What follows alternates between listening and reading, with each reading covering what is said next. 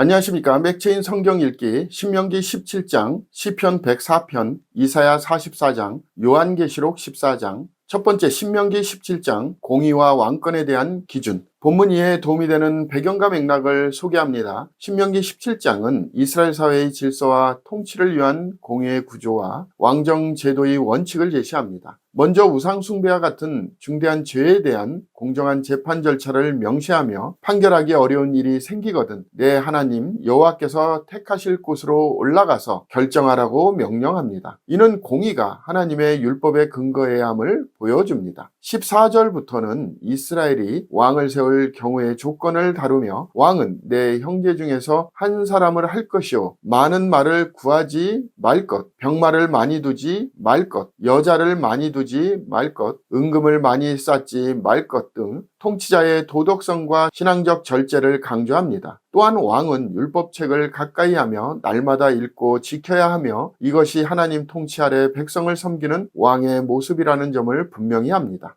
본문의 중요 구절을 소개합니다. 신명기 17장 18절 19절 그가 왕위에 오르거든 이 율법서의 등사본을 레위 사람 제사장 앞에서 책에 기록하여 평생에 자기 옆에 두고 읽어 그의 하나님 여호와 경외하기를 배우며 이 율법의 모든 말과 이 규례를 지켜 행할 것이라.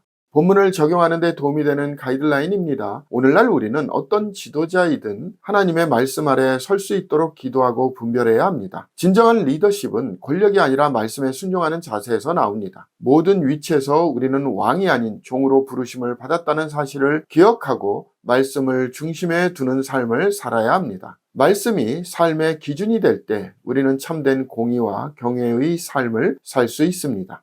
두 번째, 시편 104편 창조의 질서와 하나님의 공급하심. 본문 이해에 도움이 되는 배경과 맥락을 소개합니다. 시편 104편은 하나님의 창조와 섭리의 아름다움을 창조하는 창조시로 시편 103편이 하나님의 인자와 자비에 초점을 둔 개인적 찬양이었다면 104편은 자연 질서 속에서 드러나는 하나님의 위대하심을 노래합니다. 시인은 하나님께서 주께서 옷을 입음같이 빛을 입으시며 하늘을 휘장같이 치시며 구름으로 자기 수레를 삼으시고 바람 날개로 다니시며 샘을 골짜기에서 솟아나게 하시고 각종 들짐승에게 마시게 하시니 라고 고백하며 생태계와 계절, 인간의 노동과 생명유지가 모두 하나님의 손에 달려있음을 노래합니다. 여호와의 영광이 영원히 계속할지며 즐거워하시리로다 는 선언은 하나님의 창조는 지속적인 기쁨의 대상임을 드러냅니다. 이는 단지 시적 표현이 아닌 우주의 모든 피조물이 하나님의 주권과 공급 안에서 살아감을 인정하는 신학적 고백입니다.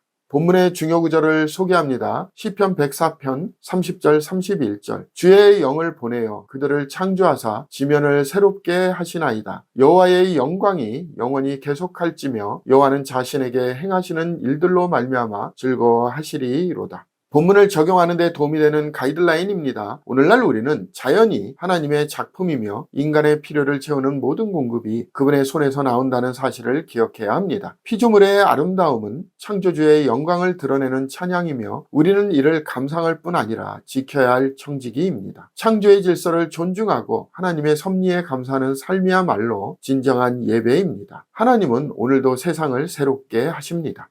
세 번째, 이사야 44장 우상과 대비되는 여호와의 구속. 본문 이해에 도움이 되는 배경과 맥락을 소개합니다. 이사야 44장은 하나님의 유일하심과 이스라엘을 향한 구속의 선언 그리고 우상의 어리석음에 대한 풍자로 구성되어 있습니다. 하나님은 자기 종 야곱 내가 택한 여수르나 두려워하지 말라며 은혜의 회복을 약속하시고 마른 땅에 물을 주듯 그의 영을 부어주시겠다고 하십니다. 이어서 나는 처음이요 나는 마지막이라 나 외에는 다른 신이 없느니라는 절대 유일신 선언과 함께 나무로 우상을 깎아 절반은 신으로 섬기고 절반은 구워먹는 사람들의 어리석음을 꼬집습니다. 후반부에서는 내가 너를 지었으니 너는 내 종이라 내 허물을 빽빽한 구름같이 내 죄를 안개같이 없이 하였으니 라는 구속의 선언과 함께 고레스에 의한 예루살렘 회복을 예언합니다. 이 장은 구속자 하나님과 헛된 우상 사이의 대조를 통해 오직 여호와께만 소망이 있음을 선포합니다. 본문의 중요 구절을 소개합니다. 이사야 44장 5절에서 6절. 한 사람은 이르기를 나는 여호와께 속하였다 할 것이며 또 한 사람은 야곱의 이름으로 자기를 부를 것이며 또 다른 사람은 자기가 여호와께 속하였음을 그의 손으로 기록하고 이스라엘의 이름으로 존귀히 여김을 받으리라. 이스라엘의 왕인 여호와 이스라엘의 구원자인 만군의 여호와가 이같이 말하노라. 나는 처음이요 나는 마지막이라. 나 외에 다른 신이 없느니라.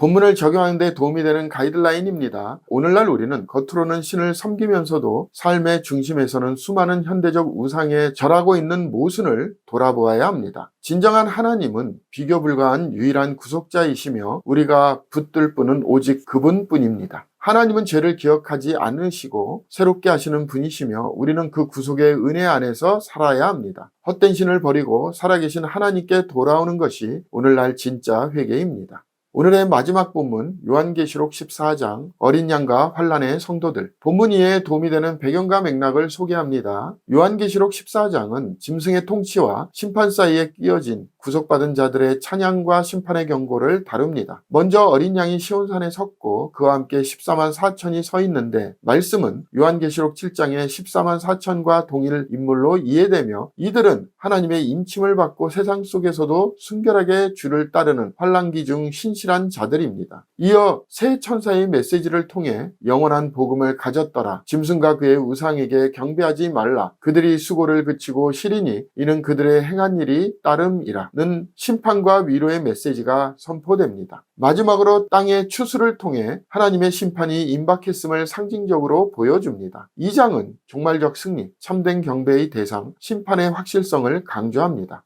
본문의 중요 구절을 소개합니다. 계시록 14장 13절 14절. 또 내가 들으니 하늘에서 음성이 나서 이르되 기록하라. 지금 이후로 주 안에서 죽는 자들은 복이 있도다 하시매 성령이 이르시되 그러하다. 그들이 수고를 그치고 쉬리니 이는 그들의 행한 일이 따름이라 하시더라. 또 내가 보니 흰 구름이 있고 구름 위에 인자와 같은 이가 앉으셨는데 그 머리에는 금면류관이 있고 그 손에는 예리한 낫을 가졌더라. 본문을 적용하는 데 도움이 되는 가이드라인입니다. 오늘날 우리는 짐승의 표와 같은 현실의 압력 속에서도 믿음을 지키는 성도들이 얼마나 복된지를 기억해야 합니다. 신실하게 믿음을 지키며 살아가는 자는 눈앞에 고난이 아니라 장차의 승리를 바라보고 삽니다. 죽음도 복이 되는 이유는 우리가 누구를 위해 무엇을 위해 살았는가에 따라 그 죽음이 존귀하기 때문입니다. 믿음의 수고는 결코 헛되지 않으며 주께서 기억하십니다. 감사합니다.